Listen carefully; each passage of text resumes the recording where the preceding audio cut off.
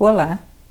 Hoje nós vamos bater um papo a respeito de um tema bastante interessante, que é a ideia de como entender e aceitar as mudanças de forma saudável.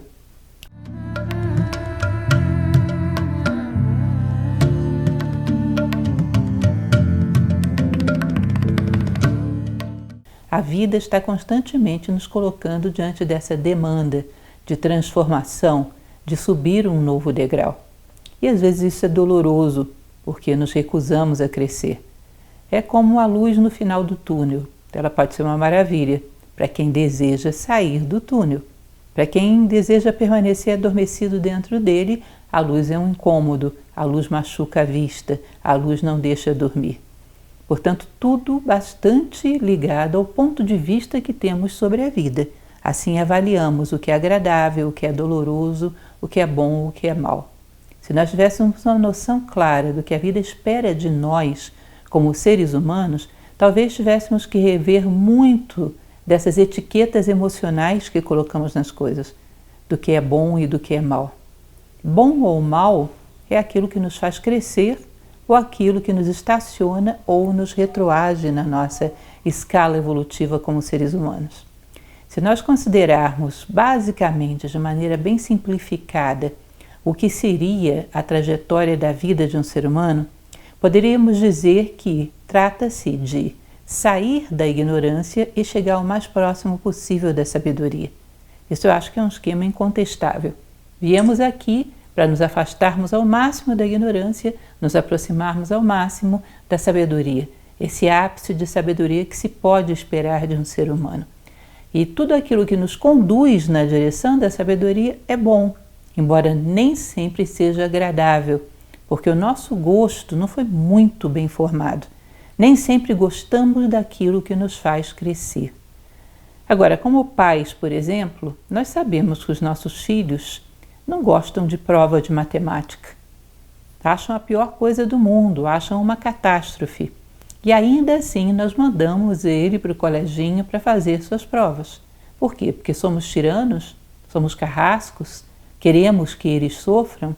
Não, porque sabemos que isso, embora pareça uma catástrofe, na verdade é útil, porque vai fazê-los crescer, vai ensinar coisas que serão úteis no futuro deles.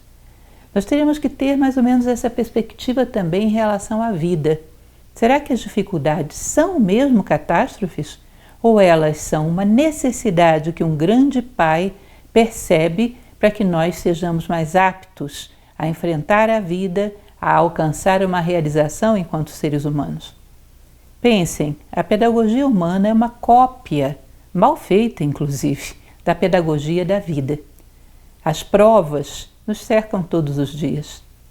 E sabermos superá-las, acreditando que do outro lado teremos um outro patamar de resposta à vida, um outro patamar de realização, tornaria a vida bem menos dramática. Encarar cada dificuldade como o esgotamento de um patamar e uma oferta que a natureza faz para que nós possamos subir a um outro degrau. Imaginem vocês uma pessoa que tivesse uma vida totalmente destituída de dificuldades.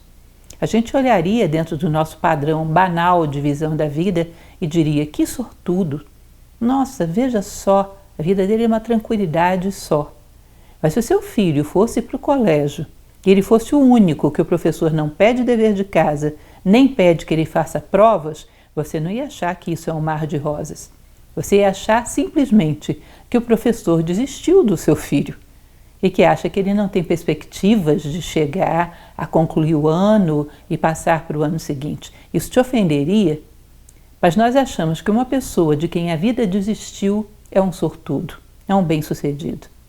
Em geral, se diz que os problemas são do tamanho dos homens. Portanto, os problemas, quando vão crescendo, significa nós também crescemos. Não existem problemas maiores do que o homem. Se eu arremesso em você uma bola, se ela te pega, é porque foi da tal altura. Se fosse alta demais, não pegaria em você. Aquilo que nos pega é porque é do nosso tamanho. O que às vezes estranhamos é porque nem nós sabemos qual é o nosso tamanho. Nós sabemos o tamanho da resiliência, da fortaleza, da imaginação, da vontade, que nós mesmos possuímos. E às vezes precisamos das dificuldades para contar isso para a gente.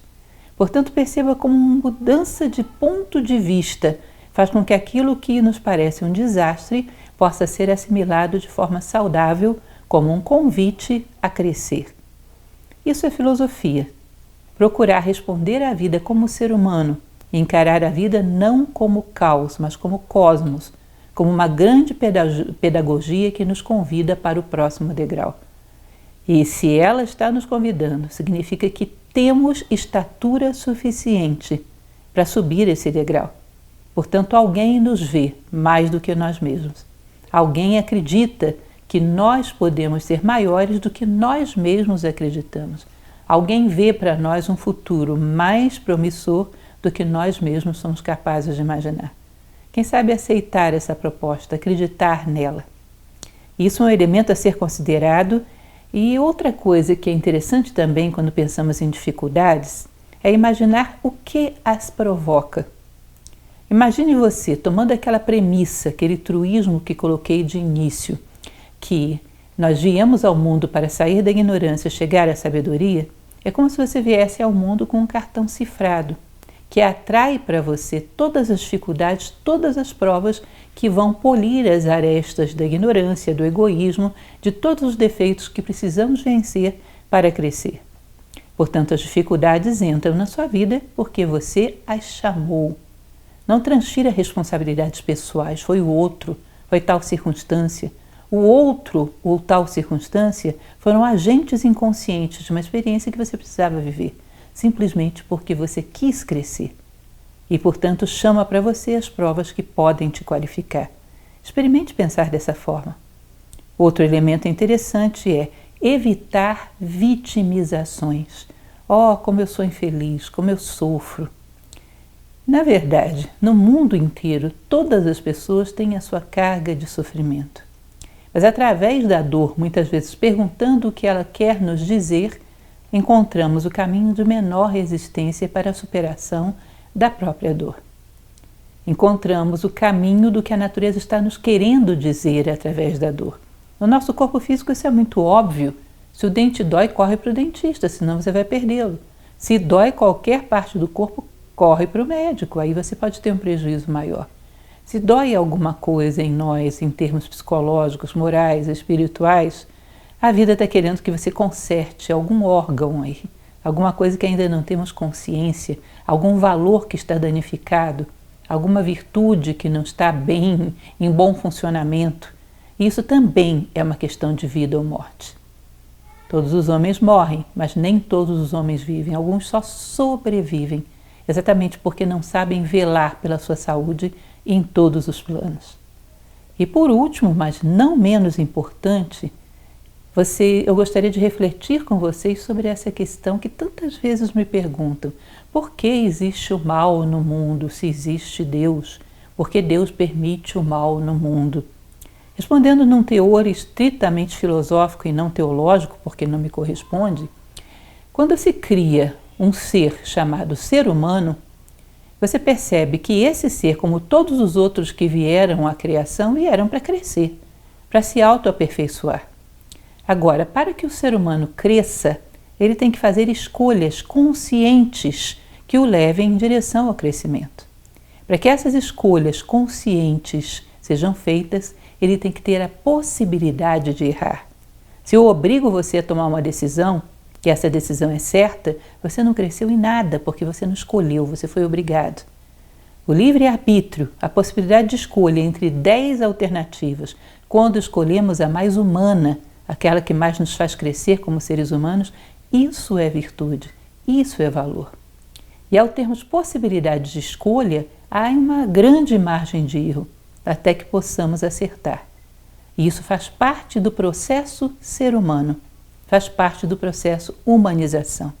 Se não queremos cometer erros e que esses erros contaminem o meio, seria melhor não termos seres humanos, termos robôs, seres tutelados, que esses não errariam nunca, mas também nunca seriam seres humanos de verdade.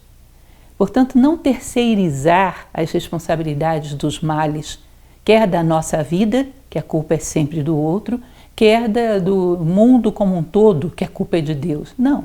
A culpa é da necessidade e da experiência dos seres que estão em evolução. Quanto mais conscientemente nós caminhamos, menor a possibilidade de que os nossos erros sejam fator de dor para aqueles que nos cercam. Quanto mais conscientemente caminhamos, mais rapidamente percebemos as alternativas humanizadoras. Mas não tenham dúvida, os erros do mundo, quem os colocou, fomos nós mesmos.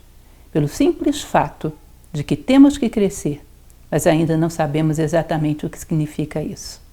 Abolir a extinção da culpa marca o início do progresso moral, diz Epíteto. Abolir a vitimização, que é também um excelente caminho. Eu espero que essas pequenas dicas sejam úteis para vocês. Um abraço a todos.